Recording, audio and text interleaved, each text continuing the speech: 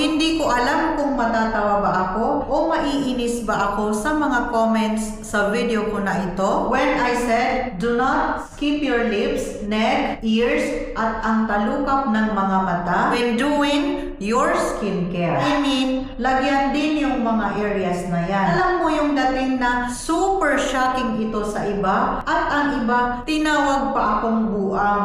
Sige, kay gitawag man ko ninyo buang, so listen carefully. Wa siguro kakahibaw nga our lips will eventually shrink as we age. At syempre, magkaka-wrinkles din ang skin sa ating neck area, pati na rin sa ating ears. Ngano di ay dili iapil ang atong lips, talukap sa atong mga mata, ears, at atong neck area sa pagbutang sa skincare. Unsa di ay na sila? Alien? Dili part sa atong lawas or atong skin? Iapil pud na sila day, kay para dili ta mahimog nawong sa alien. Those areas should receive the same amount of love and care na gaya ng sa ating face.